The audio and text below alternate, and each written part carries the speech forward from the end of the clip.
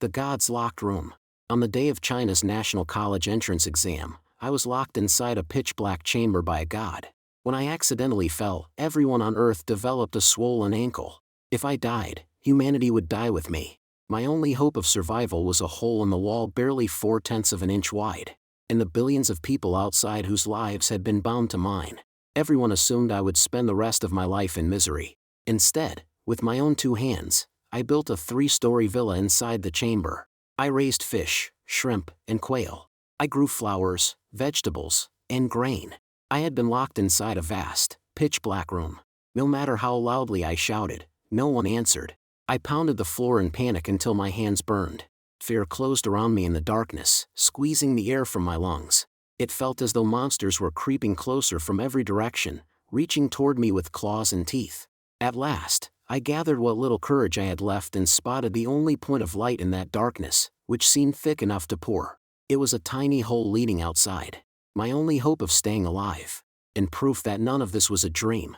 10 minutes earlier, I had been sitting in a Gaokao examination room, wrestling with a brutal question on the combined science test. The person who wrote it had approached the problem from such an absurd angle that I could not make sense of it. My heart pounded as the minutes slipped away. Then, without warning, everything around me froze. The room became completely silent. Even the sparrows that had been chirping outside the window went quiet. My mind still worked, but I had lost all control of my body. What was happening? Had I somehow developed sleep paralysis in broad daylight? Greetings, inhabitants of Earth. I am your God. The voice was solemn and distant. It seemed to come from somewhere far beyond the sky, yet at the same time it appeared directly inside my head. I have prepared a trial for you. If you pass, your civilization will be granted another 4,000 years of development. That caught my attention. Why 4,000 years? And why had it said another? If you fail, everything that sustains you will disappear. Earth will be destroyed and reset. I will choose one person among you and place that individual inside a chamber of my creation. A chamber you will be absolutely incapable of damaging. Do not worry. I will leave a circular opening in one wall, 1 centimeter in diameter. The chamber cannot be destroyed. The chosen person cannot leave, and no supplies will be placed inside. If that person survives until the age of 70, freedom will be restored, along with the gift of eternal life. Your task is to use every method available to keep the person inside alive. Remember, while the person in the chamber lives, you live. If that person dies, all of you will die as well. The trial begins now. The sudden announcement left me completely confused. Who was playing such an elaborate prank? Before I could complain further in my head, the world spun around me. The light drained away. Everyone else in the examination room vanished. Hello? Is anyone there? Proctor, I can't see anything, I whispered, still afraid I might somehow be disqualified from the exam. I could move again, but I could not see a thing, even when I waved my hand directly in front of my eyes. Had I studied so hard the night before that I had gone blind? No. There is nothing wrong with your eyes. Also, you did not study hard last night. You were simply chosen. Do your best to survive, young man. It was the same voice. Had I been kidnapped? No, that made no sense. How could this person hear my thoughts? Because I am a god. After that, the voice disappeared. No matter how much I shouted, cursed, begged, or prayed, it never answered again. Only the darkness remained, reminding me that all of it was real. I made my way to the hole. Hello? Is anyone out there? I pressed my mouth as close to the opening as possible and shouted with all my strength. Fortunately, the hole was almost level with my mouth when I stood upright, so reaching it was easy. But after several calls, no one responded. I lowered my head and peered outside, trying to figure out where I was. It was like looking through the peephole of an apartment door. I saw a row of pull-up bars, basketball hoops in the distance, a chain-link fence, and landscaping beyond that. I had to be on the school athletic field. Apparently, the so-called god had moved me from the examination room to the field. No one was outside. The classroom building stood on the other side of the field. The other students were probably still taking the test, but the session should have been ending soon. Damn it. I still had several questions unanswered. Sure enough, the bell rang not long afterward. I shouted again. Students leaving the exam building began walking toward me. Look! When did this giant building appear on the field? No idea. Maybe it's some temporary structure. It's just a huge square box. Kind of mysterious. Did any of you hear a strange voice during the exam? I thought someone was pulling a prank. You heard it too? I thought I was hallucinating. And something even stranger happened. I was writing when both my hands suddenly started burning, like someone had hit them. Your hands hurt too? Mine did. What is going on? I did not have time to wonder why their hands had hurt. Help me! I shouted. I'm trapped inside this thing. They continued talking as they walked farther away, apparently unable to hear me. In the darkness, I rushed toward the sound of their voices and pounded the wall. I stepped on something, fell, and slammed my ankle against the wall. It swelled almost immediately. The pain was so severe I could not speak. Then I heard cries of pain erupting outside, one after another, as if the students had also been attacked. Was something dangerous happening out there too? After the pain eased a little, I felt around the floor and found a pen, probably something I had dropped earlier. An idea came to me. I tore a long, narrow strip of fabric from my pants and tied it around the middle of the pen. Then I pushed the pen through the hole and left it dangling outside. By pulling the strip of cloth, I made the pen strike the exterior wall again and again. The tapping finally caught their attention. Who's in there? A girl asked. She leaned toward the opening, her face tense. There was almost no light inside, so she probably saw nothing but shadow. My name is Feng Chen. I'm a student taking the exam too. I'm trapped in here. Please get me out. How did you get inside? Another boy asked, sucking air through his teeth as though he were in pain. I don't know. One moment I was taking the test, and the next I was locked in here. Holy crap, the boy said. What if that voice was telling the truth? It might have been. How else do you explain all of our hands hurting for no reason? And our ankles? We were walking normally, and suddenly it felt like all of us had sprained them. Look how swollen they are. They began talking over one another, growing more agitated with every sentence. I had to raise my voice and remind them that someone was still trapped inside. Where's the door? They asked.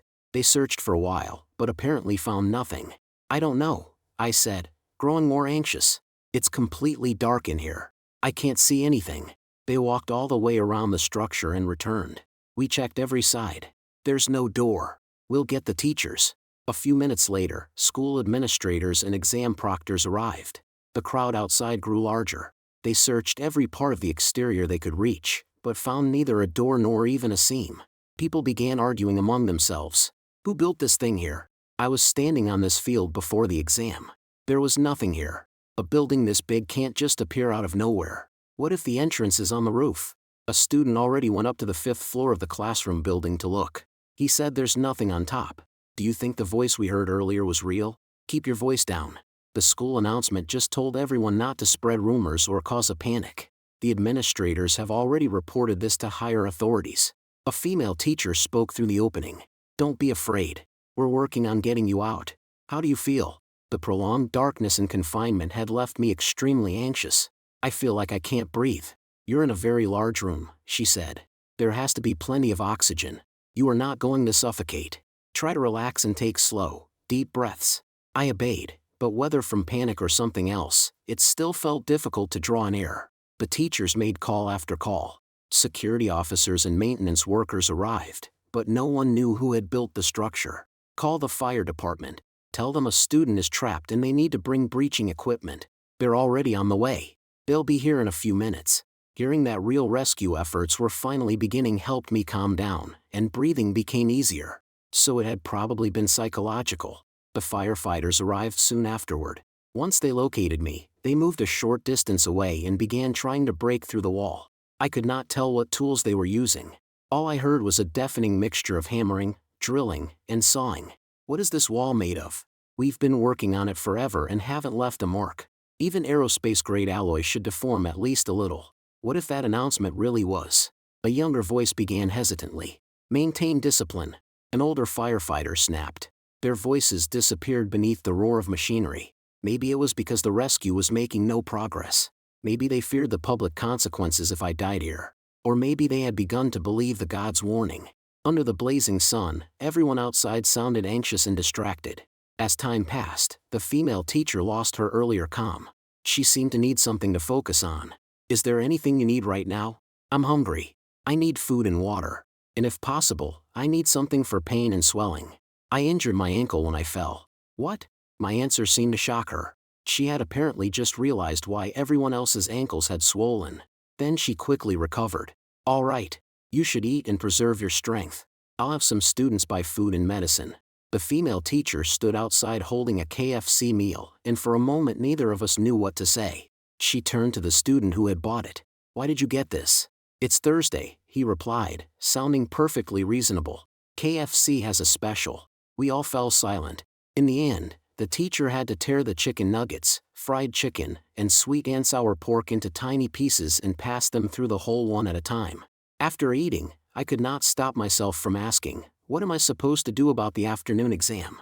I had already given up worrying about the questions I had not finished that morning. If I missed the afternoon session too, I would definitely have to repeat my final year of high school, assuming I ever got out. "Don't worry. We will rescue you," the teacher promised as she fed a drinking straw through the opening. Once I had eaten and drunk enough, I brought up the question that had been haunting me. "That voice this morning. It had to be a prank," the teacher answered immediately, though she sounded far from convinced. Her brow was tightly furrowed. A while later, the student who had gone to buy medicine returned. "There isn't any left. Everyone is injured, so every pharmacy nearby sold out. I only got some gauze from the school nurse and a few frozen ice pops from the convenience store." Fortunately, both items fit easily through the hole. I pressed the ice pops against my ankle, then wrapped it in gauze. The pain finally eased, though I still limped when I walked. The rescue effort stalled. They tried every method they could imagine, but nothing worked. A chemistry teacher even brought a bottle of liquid gallium from the laboratory and poured it onto the wall. Gallium could make many common metals so brittle they crumbled like paper. The wall did not react. The teacher then mixed a powerful acid on site. That also did nothing. Everyone's spirits sank. "We can't just wait out here," the female teacher said. "Search the inside carefully. There may be some kind of mechanism or hidden switch, but it's completely dark. I can't see anything. Wait there." She left. The firefighters continued working without pause. Soon she returned with a flashlight and a candle. The flashlight was too thick to fit through the hole. The candle passed through easily, but the lighter would not. In the end, I held the candle inside and pushed the wick through the hole. She lit it from outside, and I quickly pulled it back in. At last, the room had light. The teacher switched on the flashlight and aimed the beam through the opening. It struck the opposite wall and reflected faintly across the rest of the chamber. For the first time, I could make out my surroundings. The room was square. Its ceiling was extremely high, though I could not tell exactly how high. The walls were silver gray. They looked like metal but felt like stone. I walked along the perimeter and inspected everything. The people outside had been right. There were no doors, no windows, and not a single visible seam. Even the corners and floor appeared to be one continuous piece, with no sign that anything had ever been constructed. Had the entire chamber been printed by some gigantic 3D printer? I found nothing useful and returned to the hole. A new group of people had arrived. They wore matching uniforms, questioned the people nearby, and quickly established a security perimeter. A capable-looking young woman approached the opening. "Hello, student. My name is Chen Shiwen. I'm leading the emergency response team. I'll be taking charge from this point forward. I'm responsible for your safety and supplies. Tell me anything you need." I hesitated, too embarrassed to say it. After she encouraged me several times, I finally whispered, "I need to use the bathroom." The bell rang, announcing the beginning of the final Gaokao session. To avoid disturbing the students still taking the exam, the rescue crews shut down their loudest equipment. They had clearly tried everything they could think of, but the indestructible wall had defeated them. An hour earlier, they had attempted to widen the hole using one tool after another. Nothing had left so much as a scratch. Someone later tried to file samples from both the wall and the edge of the opening for chemical analysis. The only material collected was dust from the file itself. Was this wall truly immune to blades, bullets, water, and fire? My emotions were a mess. Chen Shiwen seemed to notice my growing anxiety. While calmly directing every part of the operation, she kept talking to me to ease my nerves. "Based on the situation, we cannot get you out for the time being, but we will continue searching for a solution. For now, our priority is keeping you alive and meeting your basic physical needs. I've ordered a ventilation system and asked the technicians to modify it. Once we run a small tube through the opening, we can establish airflow. For water, we'll temporarily use a tanker truck. It is being cleaned and sterilized now, and then it will be filled entirely with potable water. We'll run that through another narrow tube. Food will be more difficult. I've instructed the cooks to prepare everything in long, thin shapes. You can tell us what you would like to eat, and we can solve the lighting problem immediately." Another worker fed a long strip of LED lights through the hole. It was already connected to power and glowed with a soft amber light. Double-sided adhesive had been attached to the back. Pull the entire strip inside first, Chen Shuan instructed. Lay it along all 4 walls so you can judge the length and position. Then peel off the backing and stick it to the wall at about waist height. With light in the room, the work was easy, even though the strip ended up crooked in several places. Because it needed continuous power, the electrical wire occupied part of the tiny opening. Chen Shuan then passed me a pair of Bluetooth earbuds. We've placed a phone outside and paired it with these. We can keep an open call, so you won't have to shout. Even if you're far from the hole, we'll still be able to speak with you. It was wonderful. That single piece of modern technology made me feel as though I had re-entered civilization. When the battery runs out, pass them back and we'll give you another pair, Chen Shuan said through the earbuds. As for waste, you'll have to use sealed bags temporarily. Later, we'll find a way to break it down and pump it out. There are 2 more problems. First, we can't pass a bed through the opening. For now, all we can give you is several layers of thin gauze to sleep on. Fortunately, it's summer. Second, we can't yet get a computer or phone inside. What do you normally do for entertainment? I thought about it. Novels and music would be enough. You can use text-to-speech for the books, and I can listen through the earbuds. That works. What kind of novels do you like? Science fiction. I was halfway through a story called Enemy of Humanity. Could you find it for me? Of course. As she spoke, a pickup truck arrived carrying several pieces of equipment. Chen Shuan immediately went to coordinate the installation. A short while later, she began passing small omega-shaped clips through the opening. These will hold the ventilation hose against the wall. They have adhesive on the back. Snap the tube into them and stick them directly to the surface. Next, the workers pushed through a rubber hose 9 mm in diameter. To make room, they had to cut the light strip's power line, install a switch on the exterior wall, and reconnect the interior wiring to it. This way the wire won't permanently occupy the hole, Chen Shuan explained. Whenever we need to pass through a larger item, we can disconnect it, send the item inside, and reconnect the power afterward. Now secure the hose to the wall, beginning about 8 inches from the opening, and extend it all the way to the farthest point in the room. I followed her instructions. The hose was extremely long. It reached the center of the wall opposite the opening, which meant they had calculated the chamber's dimensions in advance. She then passed through a second hose less than 5 mm wide. A metal connector at one end was almost 9 mm across. I understood immediately and attached it to the wider hose already inside.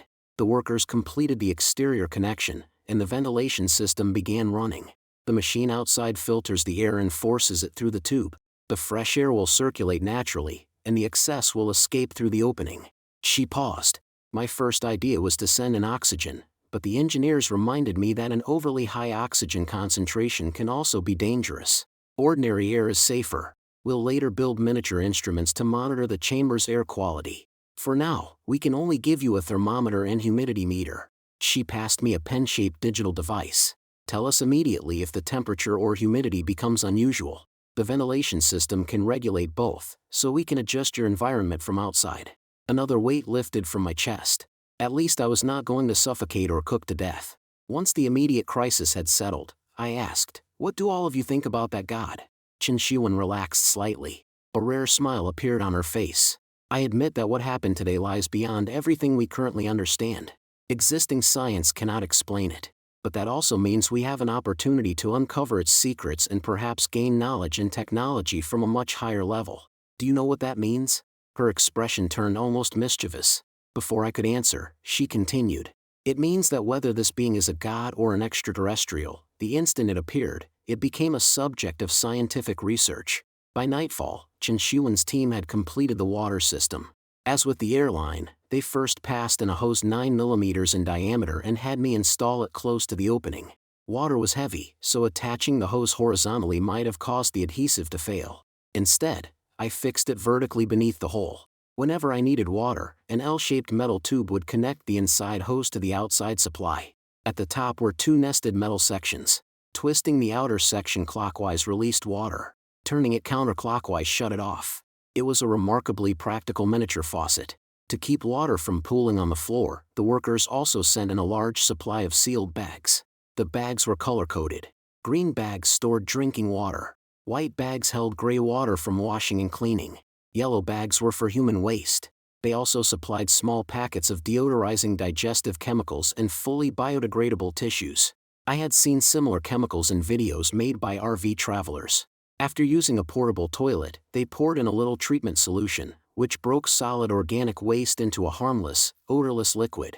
With that, I could finally relieve myself without imagining that I would one day be buried beneath my own excrement. Breaking it down was only half the solution, of course. The resulting liquid still had to be pumped out regularly. Because some solid particles might remain and clog a narrow line, the waste system could not use the same wide inside, narrow outside arrangement as the air and water hoses. Whenever the waste needed to be removed, every tube and wire except the electrical line had to be disconnected.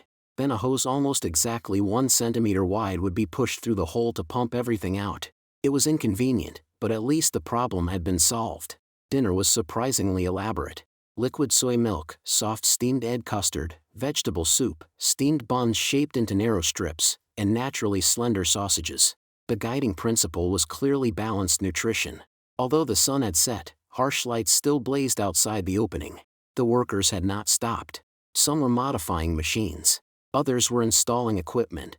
More workers unloaded what looked like prefabricated building components. That made sense. Under the circumstances, this was likely to become a long-term operation. They would need offices and living quarters around the chamber. Was I truly supposed to stay inside until I turned 70? In this place? For more than 50 years? That was insane. Yet there was nothing I could do. All my hope rested with the people outside. My only responsibility was to stay alive, avoid injury, and not destroy the fragile system they were trying to create around me. "It's 8:30, Chen Shuwen said through the earbuds. "We have toiletries for you. Come to the opening." When I arrived, the workers temporarily removed several lines and passed through a toothbrush, toothpaste, and a compressed disposable washcloth. The washcloth looked like a white tablet. When soaked in water, it expanded into a small towel. The toothbrush and toothpaste were tiny, like hotel products, although much better made. I asked Chen Shuwen about them. "They are hotel products," she said. "From a 5-star hotel. Brush carefully. Don't stab your gums. And although that washcloth is marketed as disposable, it isn't biodegradable. Until we find a better option, reuse it and try to create as little solid waste as possible. We still don't have a solution for bathing. Too much water in a sealed environment would raise the humidity. Even if we pumped in large amounts of dry air, maintaining the balance would be difficult. For now, wipe your body with the cloth. We'll solve it as quickly as possible." By the time she finished explaining, I had almost finished washing my face and brushing my teeth. A little water splashed onto the floor, but the amount was small enough not to matter. Not being able to shower was uncomfortable, but I had no better option, so I wiped myself down with the damp cloth. Then I looked at my sweat-soaked clothes on the floor. I sweated a lot today. My clothes are dirty. "Is there anything we can do?" "Give us a little time," Chen Shuwen replied, perfectly calm. "We'll think of something." About half an hour later, she called me back to the opening. I hesitated, then put the dirty clothes on again before walking over. After the team disconnected all the lines, a long object was pushed through. Its diameter matched the opening almost perfectly. 2 more followed. I weighed them in my hand, confused. "What are these?" "Clothes. We shaped them inside food storage bags and vacuum sealed them. Open the bags and they'll return to normal." I passed the electrical line back outside so the workers could reconnect it. Once the lights came on, I opened all 3 packages. They contained a complete set of soft clothing. I changed quickly and returned the plastic bags through the opening. Before I reconnected the remaining lines, Chen Shuwen told me to wait and sent in several more items. The first group contains common medications. The packages list the name, purpose, and dosage, but you must speak to me before taking anything. A doctor has to approve it first. Report any discomfort immediately. The next bags contain rinse-free disinfectant. Clean your hands and feet every day to prevent fungal and parasitic infections. This is extremely important. The last item is an inflatable pillow. Find the valve after you unfold it. We'll send air through a metal tube. Tell me when it feels full enough, and I'll shut the valve from this side. Then tighten the cap. When everything was finished, Chen Shuwen told me it was nearly 10 and urged me to sleep. It felt as though I had acquired a personal attendant who watched over me 24 hours a day. But once I lay down on the thin gauze with the inflatable pillow beneath my head, sleep would not come. The chamber was too empty. The supplies scattered around me were like decorations placed in a barren desert. They could not change the fact that this space had never been meant for human life. The strip lights cast a warm yellow glow and revealed the chamber's hard, unforgiving shape. The towering ceiling made me feel as though I were lying at the bottom of a deep well. I tossed and turned for more than an hour. "Can't sleep?" Chen Xiuan asked. I was startled. "How did you know?" She ignored the question and suggested that I imagine something relaxing. She offered to play gentle music or an intentionally boring audiobook. If necessary, she said, she could bring in a math teacher to lecture me. If I can't sleep, does that mean nobody else can sleep either? Chen Xiuan fell silent, apparently deciding how much to tell me. Finally, she answered, "Yes, that appears to be the case. Don't put too much pressure on yourself. Let it happen naturally. Play some white noise, please." "Thank you." Sleep remained difficult, but at some point during my restless turning, I finally drifted off. I did not know what time it was when I woke. The air felt cool, so I pulled the thin gauze over myself. Less than a minute later, Chen Xiuan's voice entered my earbuds. "You're awake?" "Yes. What time is it?" 6:30. "Your internal clock is remarkably accurate." After I washed up, she asked me to wait. Everyone outside had only just awakened, and breakfast was not ready. While we waited, we discussed my daily schedule. She told me that everyone on Earth now had to follow my sleep cycle, which meant the matter required extreme care. Whenever I fell asleep, everyone else became drowsy and lost consciousness as well. If someone happened to be driving or performing dangerous work, the consequences could be catastrophic. "Did I cause any disasters last night?" I asked anxiously. "Don't worry. We sent warnings through every available channel. Most people received them, so there were no major problems here." "What about other countries?" I could already hear the unspoken qualification in her answer. "There are countries and regions we cannot reliably reach. In some places, authorities received the warning but did not take it seriously. In poorer or more remote regions, even cooperative governments could not communicate with all their citizens in time. And some countries are on the opposite side of the planet.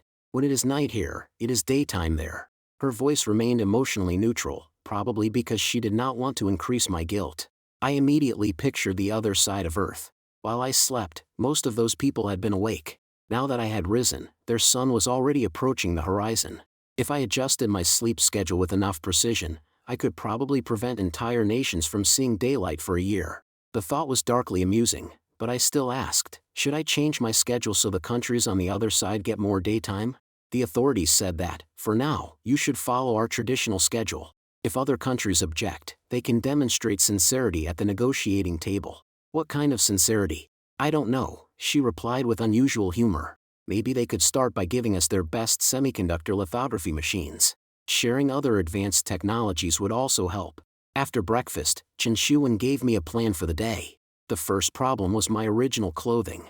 It was thicker and stiffer than the vacuum pack set, so it could not be sent back through the hole intact. It had to be disposed of before it began to smell and contaminated the air. The workers passed in a set of components that I assembled into scissors. I cut the clothing into small pieces and pushed them out one by one. Next, they sent in a flexible touch screen rolled into a tube. Once opened, it was roughly the size of a 10-inch tablet. Under a technician's guidance, I assembled the related parts, attached the screen to the wall, and connected it to exterior equipment. We installed video, games, reading, music, and educational applications, Chen Xiuan explained.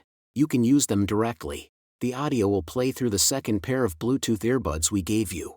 In principle, you may use any of the applications, but you must control your screen time. For health reasons, staff members will monitor your usage. If it begins affecting your well-being, we will impose limits." So they had installed parental controls. I understood. I tried to open a web browser to see how the outside world had been transformed. There was no browser. "The internet is chaotic right now," Chen Xiuan said. "We don't want you interacting with the public yet. That is for your protection. And theirs." She had a point.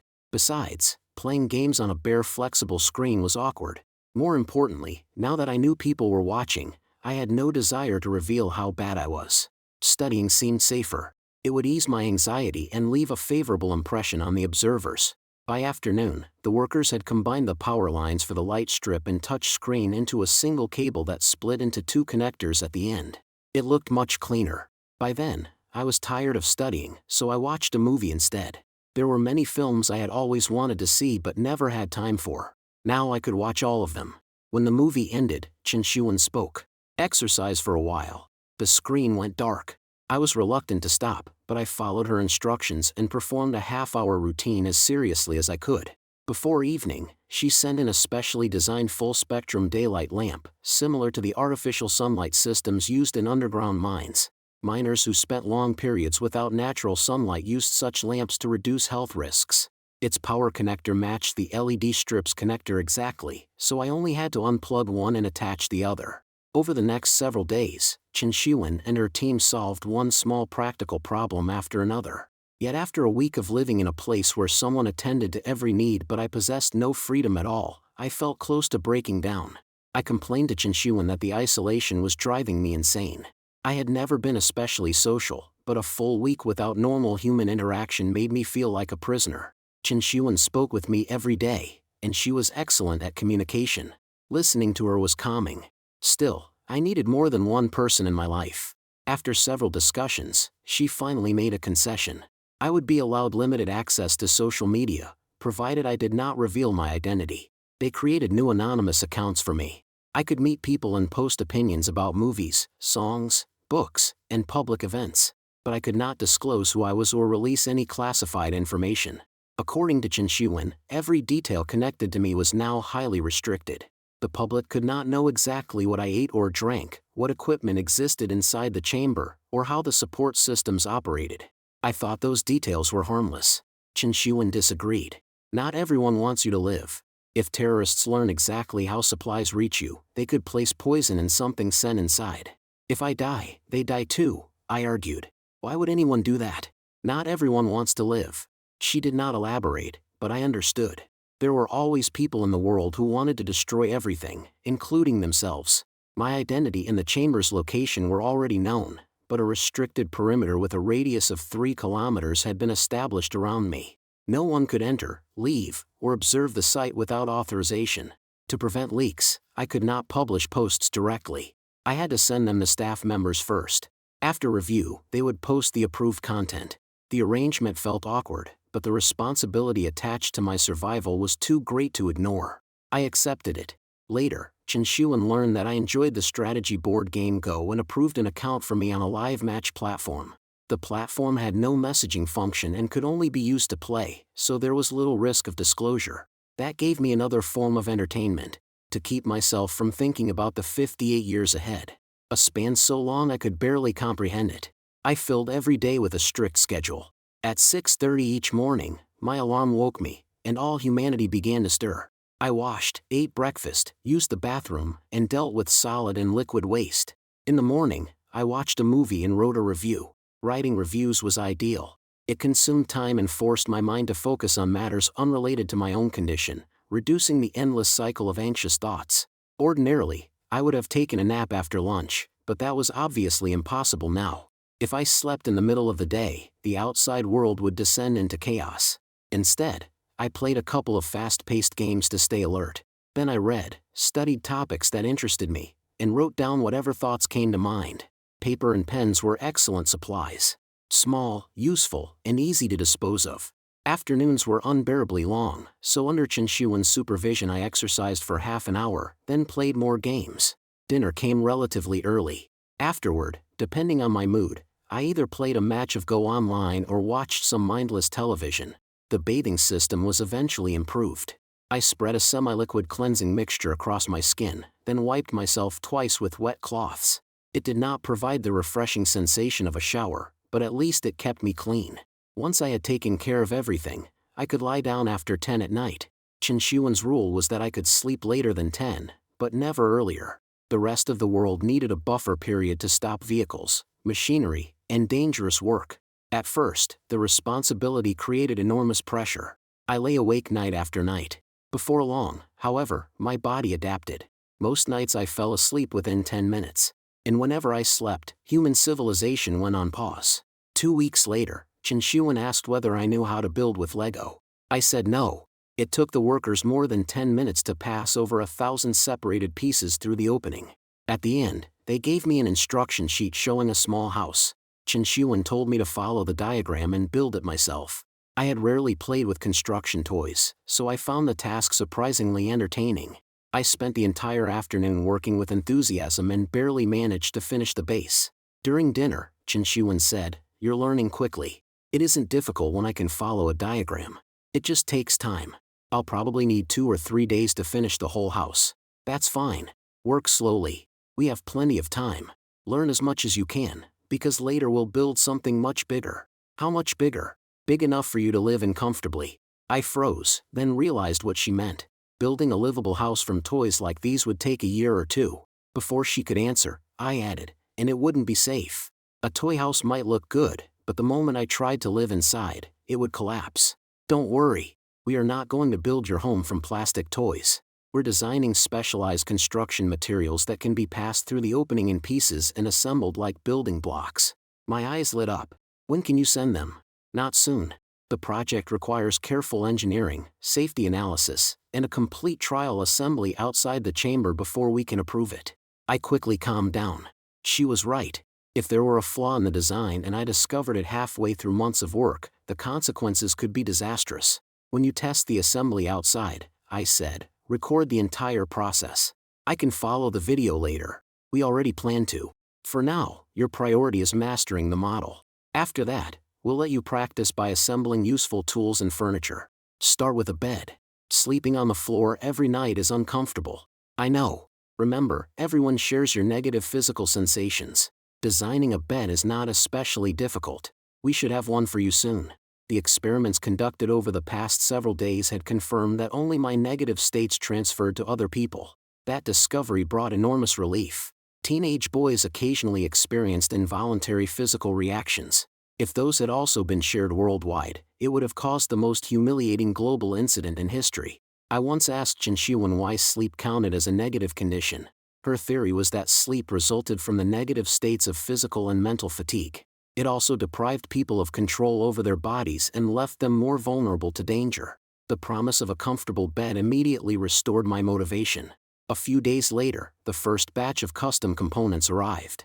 An engineer made me study the design diagrams several times, then explain the sequence step by step. Only after I understood the plan did the team pass through the pieces for the first component. They were made from a comfortable plastic-like material. Each was a long rectangular strip about 1 meter in length, less than 1 centimeter wide, and only 2 millimeters thick. Every strip was numbered and contained 2 neat rows of small holes. Following the numbers, I layered them in alternating directions. Then I pushed narrow 4-inch screws through the holes and tightened them with nuts. The result was a square column about 3 inches wide and 3 feet tall. At its midpoint, 2 adjacent sides contained rectangular openings for connecting future components. It was a bed leg. Soon I had assembled 4 legs and began constructing the rest of the frame in the same manner. By the end of the afternoon, the main structure was complete. Only the mattress remained. A conventional spring mattress was obviously impossible. I would have considered myself lucky to receive enough pieces for a flat, hard plastic platform. But the engineering team surprised me.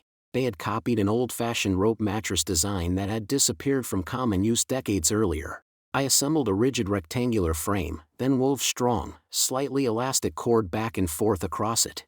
The finished surface was flat but flexible, with a feel surprisingly close to a real mattress.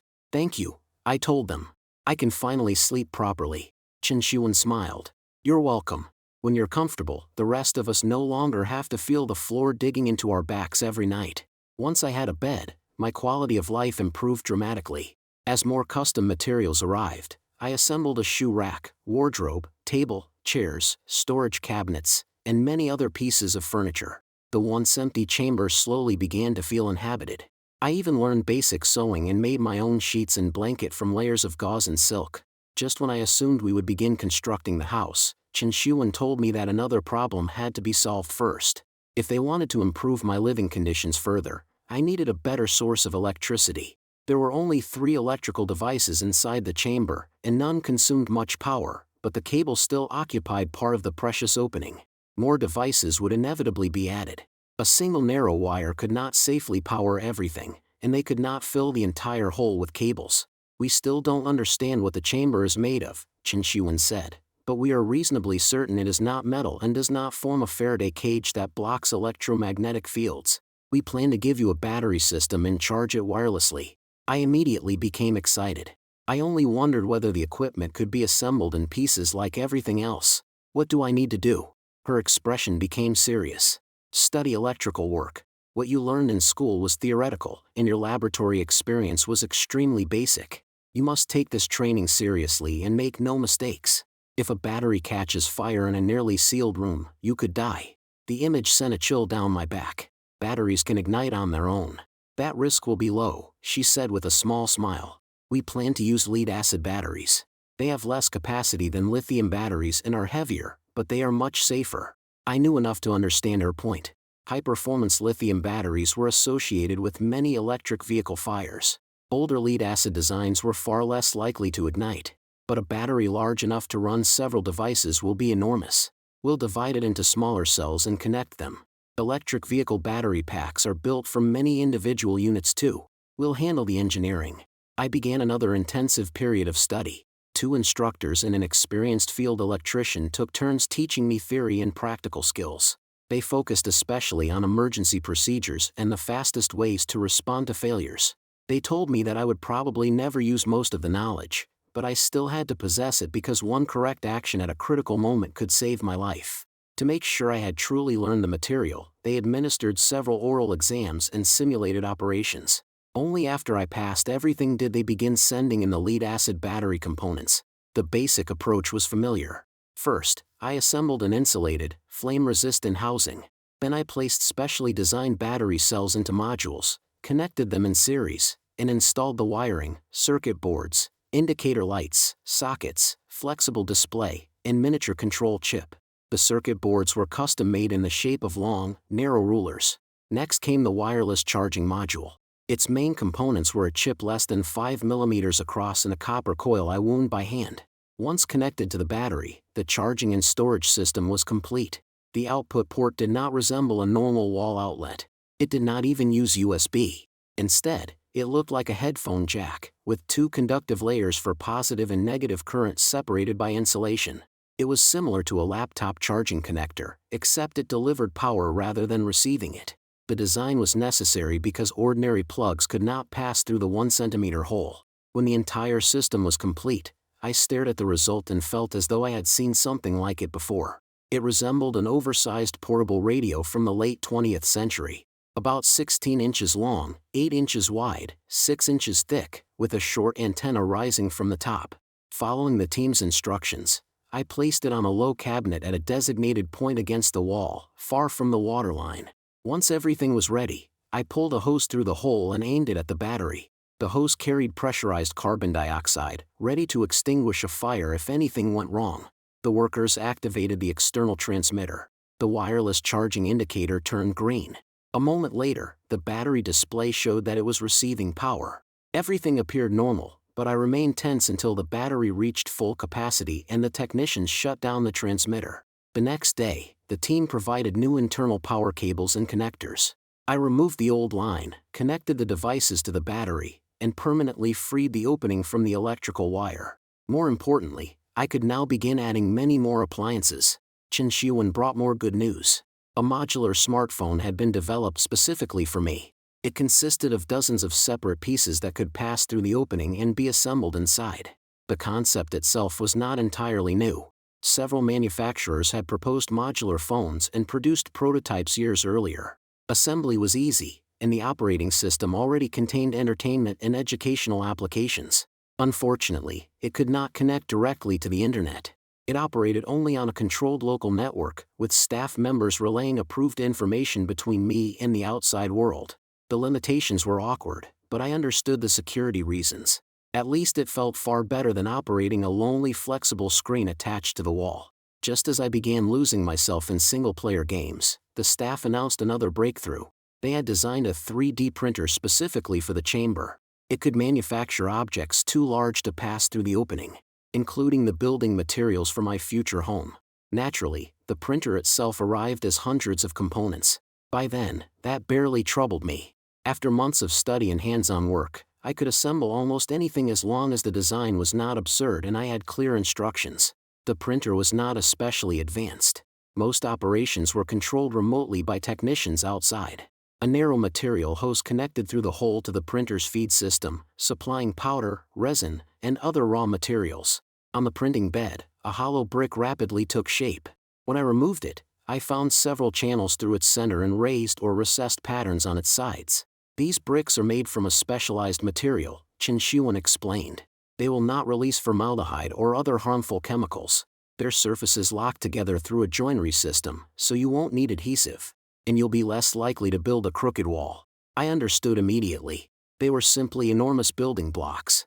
After testing the printer, the team did not begin producing construction materials right away. First, they printed a simple mechanical arm that automatically removed completed pieces from the printing platform and placed them to the side. That spared me from sitting in front of the machine like a bored factory worker. I was not idle, however. Chen Shuan arranged architecture lessons.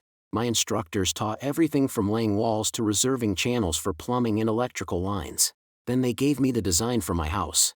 Every section listed exactly which materials were required and how each component should be assembled. According to the plans, the completed structure would be a 3-story villa containing 9 rooms with different functions. I did not need to complete the entire project at once. The staff divided construction into stages.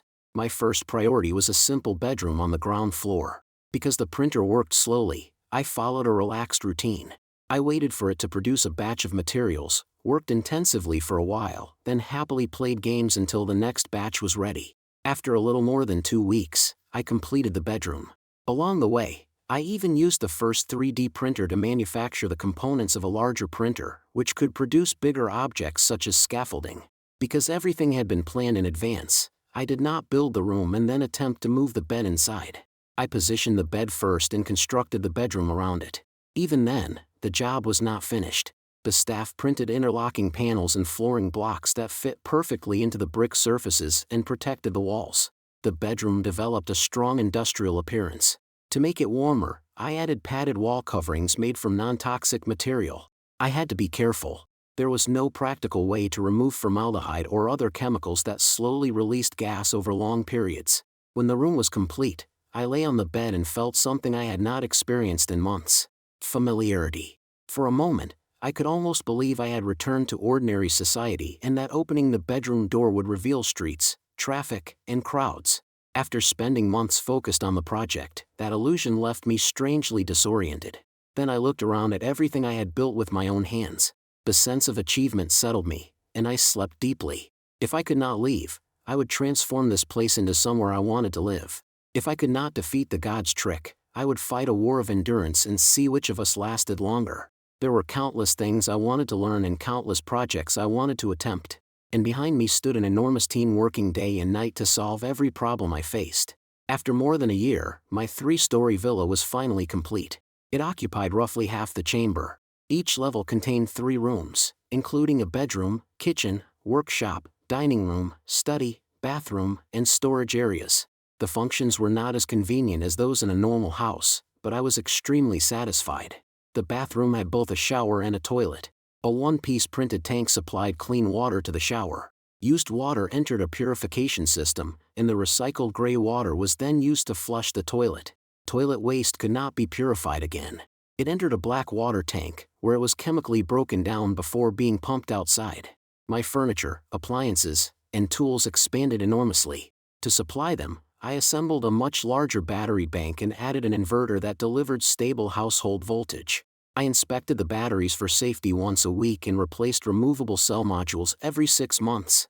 After developing strong practical skills, I began studying more complex models: boats, aircraft, and drones. I tried to build them in my workshop. At first, I taught myself. When Chen Shuan learned what I was doing, she invited leading specialists to mentor me. In her opinion, actively exploring new interests and investing time in hobbies was excellent for my mental health. Then she changed the subject. Lunar New Year's Eve is coming in a few days. What would you like to eat? It would be my second spring festival inside the chamber. The previous year, the staff had prepared a special version of dumplings. They called them dumplings, but I thought chivan egg wraps was more accurate. They rolled a chivan egg filling in thin dough, compressed each one into a long narrow shape, and pushed them through the opening. I had no desire to eat them again. The cooks had worked hard to vary the flavors and textures, but my body had developed an almost instinctive resistance to all the elongated nutrition pastes that could fit through the hole. I want to cook my own meal. My answer left Chen Shuan silent for a moment. Then she replied firmly, "All right." My villa had a kitchen, but I had never cooked in it. Water and electricity were already available. Rice, flour, and powdered seasonings could pass through the opening easily. Vegetables and meat were cleaned in advance, cut into small pieces, wrapped tightly, and sent inside. They even gave me mung beans so I could sprout them. Pots, bowls, plates, and utensils were printed directly. I assembled an induction cooktop from printed components. Soon everything was ready. I prepared a simple but precious Lunar New Year's Eve dinner. When I tasted the first bite, tears nearly came to my eyes for no clear reason. I knew, however, that I could not cook regularly. Stir-frying created airborne grease. Leftovers contained solid particles that resisted chemical breakdown and oils that could clog the waste lines. If kitchen waste accumulated inside the sealed chamber, it could push my fragile miniature environment into a destructive cycle. While washing the dishes, inspiration struck. If I could not send organic waste outside, I could make it part of a closed ecological system. Unable to contain my excitement, I contacted Chen Shiwen. I want to build a small ecological farm. What? Her voice carried so much confusion that I repeated myself. I want to grow vegetables and fruit. I want to raise fish, shrimp, and quail. She did not immediately reject the idea. Instead, she listened while I explained every detail I had imagined. When I finished, she promised to meet with specialists and study whether it could be done. 2 days later, she brought an initial response. The experts created models and ran feasibility analyses. They believe success will be extremely difficult, and you would face serious risks. Possible problems include uncontrolled microbial growth, pest outbreaks, crop disease, and avian influenza. There are too many unpredictable variables. The project could contaminate the chamber, destroy your environment, or even produce an epidemic. I had already considered those dangers. I still wanted to try. I don't know how your experts evaluate the situation, but from my perspective, I cannot live in my current condition for another 50 years. My mental health is stable now. That does not mean it will remain stable forever. Food alone demonstrated the problem. The carefully prepared semi-liquid meals created almost no kitchen waste, and uneaten portions could be chemically broken down. But I could not spend the rest of my life satisfied with them. I understand, Chen Shiwen said. I'll continue arguing for the project. We may need a great deal of time to design a safe plan. Your situation is unique, and once we begin, we may not be able to reverse it. Thank you. There's no need to thank me. Helping you means helping everyone. 2 years later, my compact vertical farm was finally complete. It was about 10 feet wide, 33 feet long, and 33 feet tall, divided into 4 levels. To celebrate its completion, in my 4th spring festival inside the chamber, I decided to prepare an elaborate New Year's Eve feast. I left the villa, pulled a small cart toward the farm elevator, and began harvesting from the top floor down. The 4th level was devoted to hydroponics. Rows of vertical growing pipes supported many varieties of vegetables, most of them leafy greens. I harvested well-developed heads of bok choy and lettuce, along with Chinese chives, celery, garlic shoots, leaf lettuce, Malabar spinach, and cilantro. I took more than I intended, filling half the cart. Then I rode the elevator down to the 3rd level. That floor used soil and held root vegetables and plants with larger root systems. I pulled broccoli, stem lettuce, carrots, daikon radishes, and onions. I picked green peppers and eggplants, then dug up potatoes, taro, fish mint, and asparagus. The 2nd floor was slightly taller than the others. It was filled with vines, melons, and dwarf fruit trees. There was no sunlight inside the chamber, so every plant depended entirely on grow lamps. Their growth was slow but constant. The fruits and melons on this level struggled most. Insufficient light stretched their growing cycles so long that more than half spoiled before ripening. I had to remove them and throw them into the compost system. After searching carefully, I found several ripe tomatoes, 2 crooked cucumbers, a young pumpkin, and a few zucchini. The fruit harvest consisted of 1 barely ripe watermelon and a handful of cherries. The chamber functioned like a climate-controlled greenhouse. Its temperature remained nearly constant throughout the year, confusing the plant's natural cycles. Crops that should have ripened in different seasons appeared at the same time. It was not exactly a magnificent harvest, but together the produce nearly filled the cart. Back on the ground floor, I entered the main livestock and equipment area. It contained the fish tanks, small bird enclosures, power systems, water circulation and sterilization equipment, compost units, workbench, and a high-temperature waste processor. I first sorted the produce at the workbench. I removed old leaves, roots, dirt, and tough skins, then placed everything unusable into the compost chamber. Inside its sealed, hot, humid environment, the material fermented at temperatures high enough to kill insect eggs, microbes, and viable seeds. After 2 months, it would become loose, nutrient-rich organic fertilizer. Once the vegetables were prepared, I completed the daily maintenance in the livestock area. I fed the fish and shrimp, then inspected the water circulation, filtration, sterilization, and oxygen systems. Waste from the fish and shrimp moved through the circulation lines into a collection tank. Early in the farm's development, I had considered using freshwater mussels and snails to filter organic matter from the water. They reproduced too quickly. After they clogged the pipes several times, I removed them all. The cages held button quail, ordinary quail, and pigeons. In addition to feeding them, I had to replace their drinking water. Eggs were washed, disinfected, and dried on site so that no pathogens would enter the villa. Waste from the birds was also transferred automatically into a sealed collection system. All I had to do was place it into the high-temperature processor. The furnace broke it down into fine particles, which were then transferred to the compost chamber for prolonged heat treatment.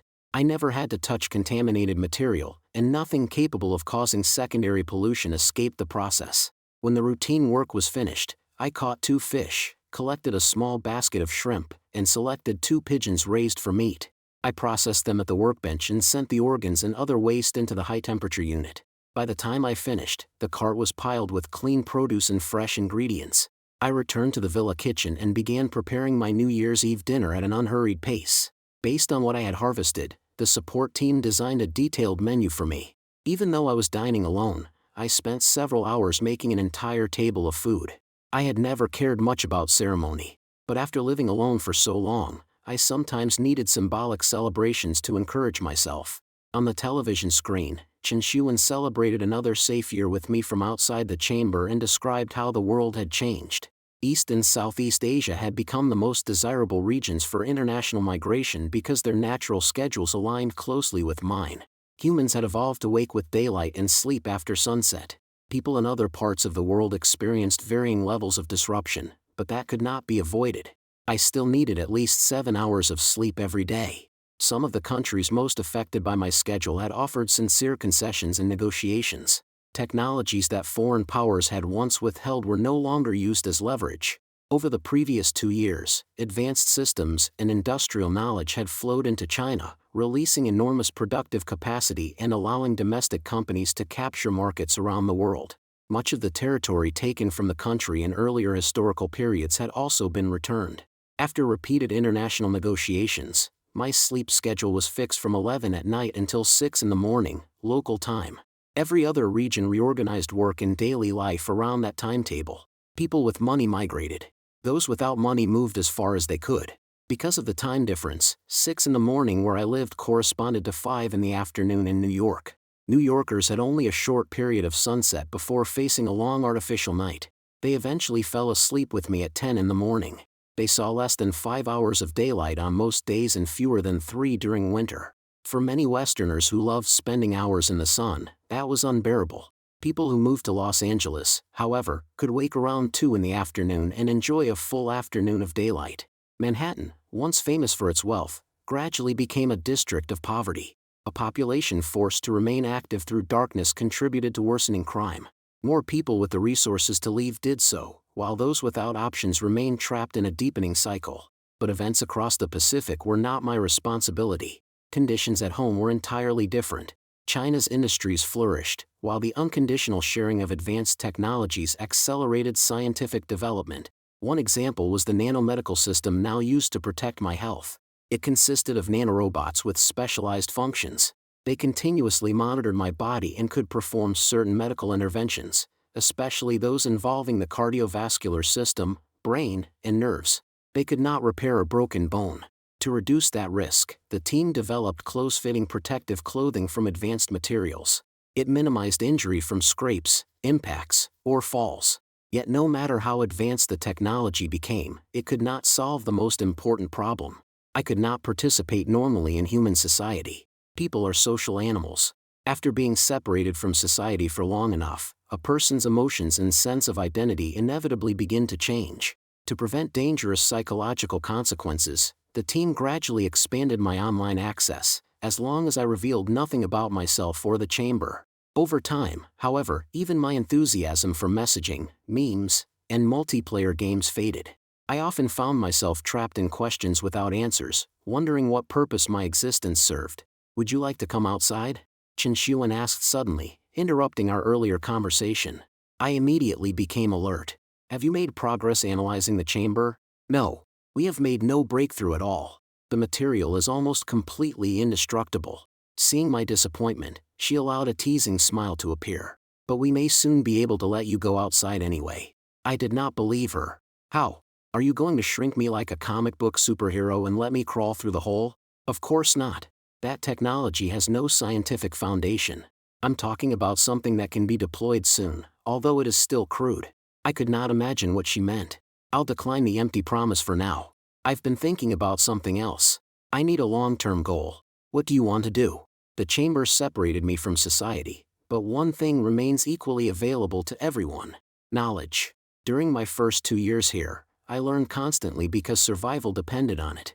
I studied theory and practical skills, and my days felt full. But as conditions improved, there was less and less for me to solve personally. The systems became stable. Now I mostly follow routines and perform maintenance. That has left me feeling empty. I want to continue my education. I want to study more fields and, ideally, participate in real research.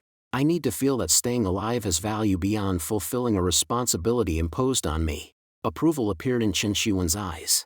"I'm very glad you asked for this yourself. We'll make the arrangements as quickly as possible." I stood on stage in a conference hall, presenting the latest progress and results of a research project. Applause rose from the audience from time to time. The conference focused on the real-time control of intelligent robots through human consciousness. As the earliest user of the technology, my physical presence on stage was evidence enough that it worked. During my 5th year inside the chamber, Chen Xiuan's team printed and assembled an advanced virtual reality system for me. In addition to ordinary entertainment such as games and movies, it became a powerful educational tool. Experts transformed complex knowledge into visible three-dimensional models that moved around me. I could watch chemical reactions unfold. I could observe bacteria and viruses at the microscopic scale. I could also enter shared virtual spaces and speak face-to-face with other people.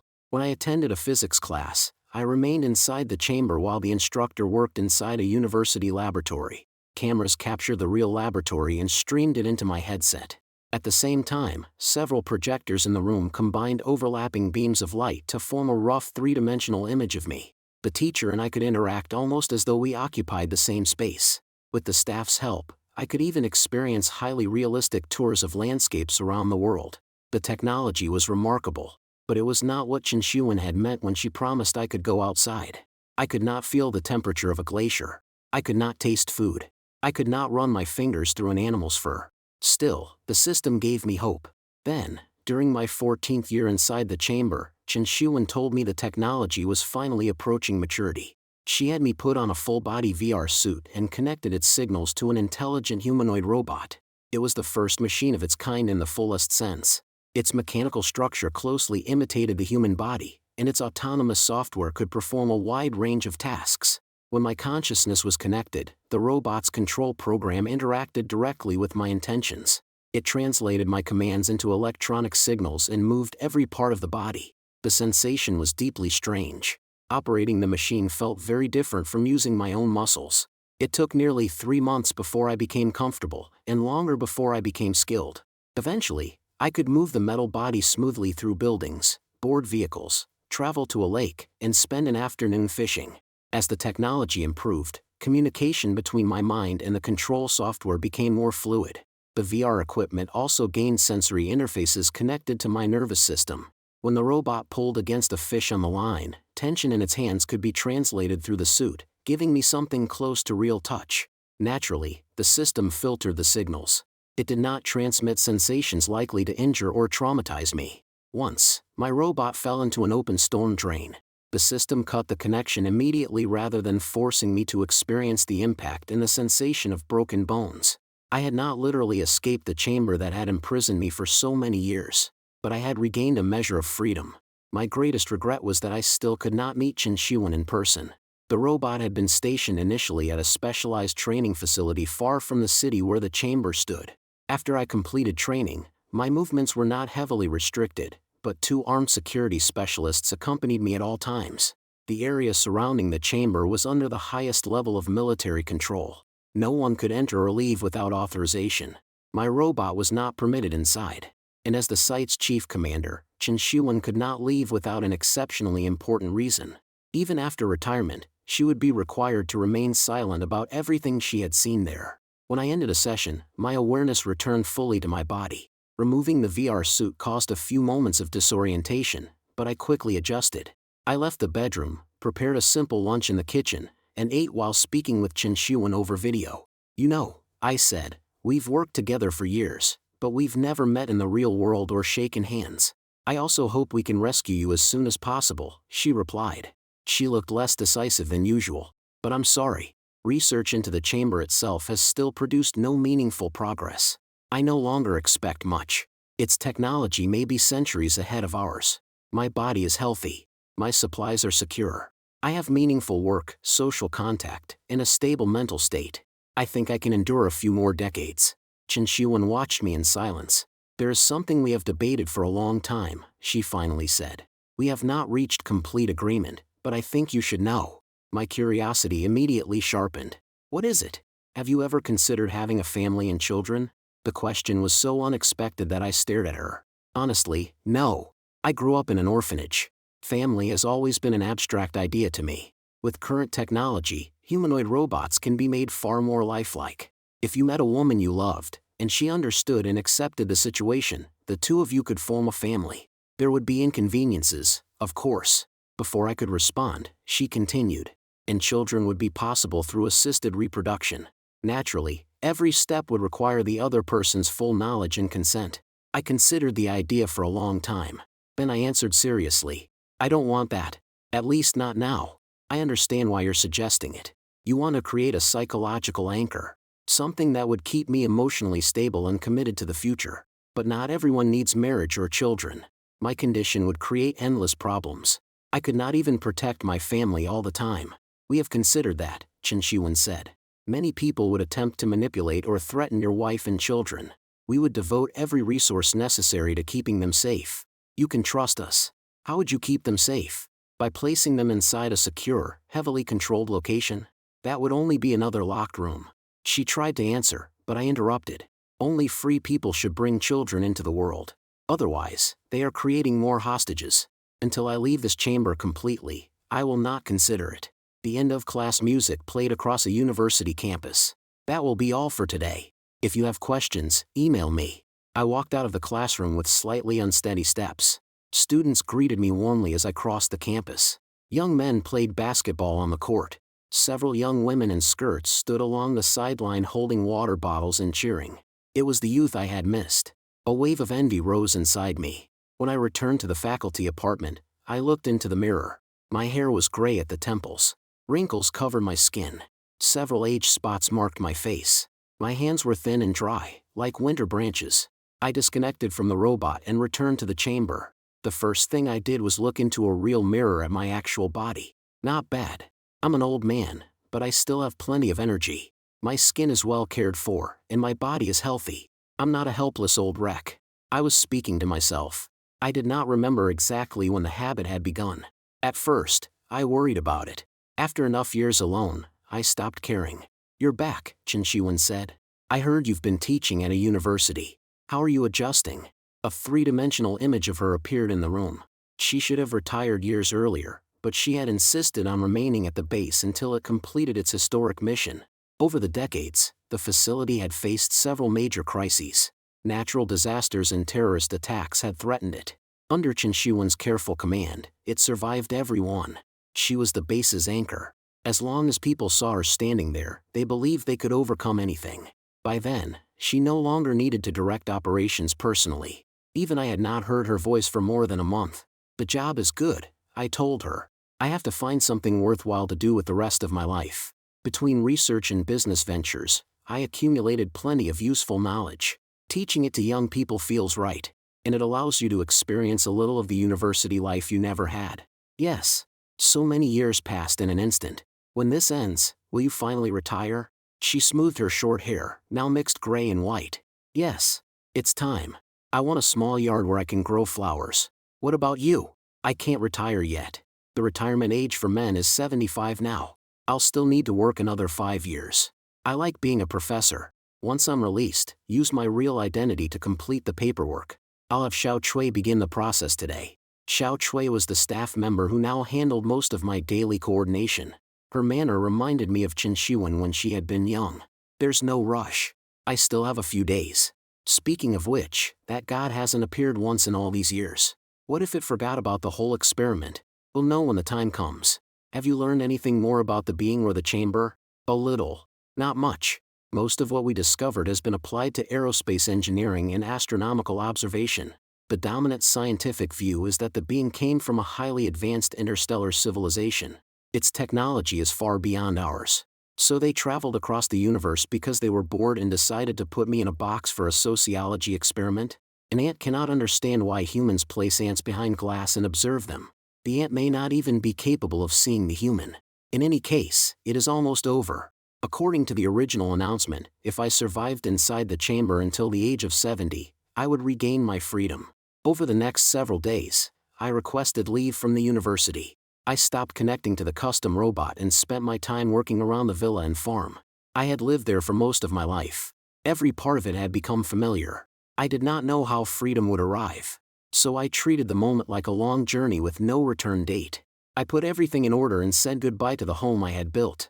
On the night before my 70th birthday, I did not fall asleep at 11 as usual. Billions of people across the planet remained awake, waiting for a definite outcome.